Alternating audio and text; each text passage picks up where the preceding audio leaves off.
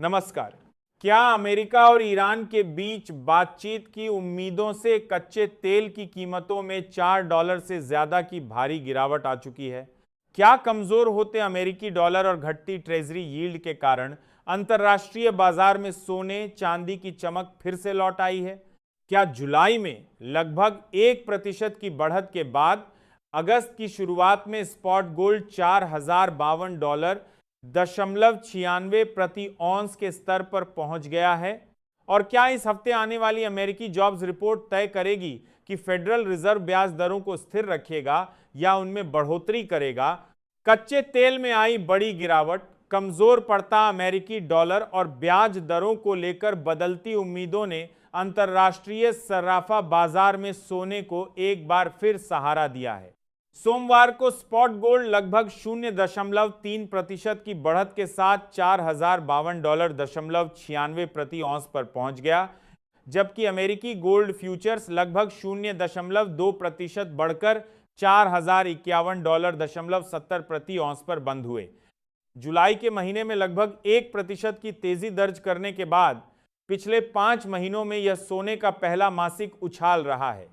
इसी दौरान spot silver में भी लगभग 0.2% की बढ़त दर्ज की गई और इसकी कीमत $57.77 प्रति औंस तक पहुंच गई। अब सवाल यह है कि आखिर कमोडिटी और करेंसी बाजार में यह बदलाव आया क्यों? दरअसल अमेरिकी राष्ट्रपति डोनाल्ड ट्रंप ने तेहरान की परमाणु महत्वाकांक्षाओं को रोकने और स्ट्रेट ऑफ हॉर्मुज को दोबारा खोलने के उद्देश्य से समझौते की कोशिशों के बीच ईरान पर नए हमलों को फिलहाल टाल दिया।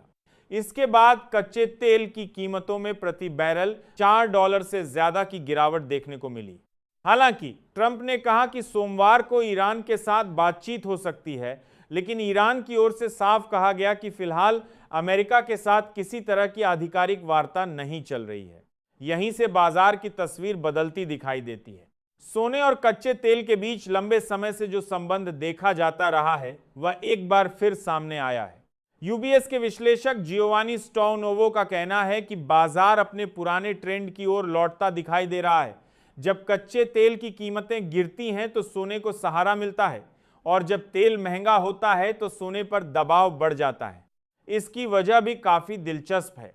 तेल महंगा होने पर महंगाई बढ़ने का डर पैदा होता है। महंगाई बढ़ने की आशंका के साथ ब्याज दरें बढ़ने की संभावना भी मजबूत होती है। चूंकि सोना कोई ब्याज नहीं देता, इसलिए ऊंची ब्याज दरों के माहौल में इसकी मांग कमजोर पड़ जाती है। लेकिन इस समय तस्वीर उलटी दिखाई दे रही है। तेल सस्ता होने से बाजार को उम्मीद है कि अमेरिकी फेडरल रिजर्व इस साल ब्याज दरों में आक्रामक बढ़ोतरी से बच सकता है। यही उम्मीद सोने की कीमतों को मजबूती दे रही है।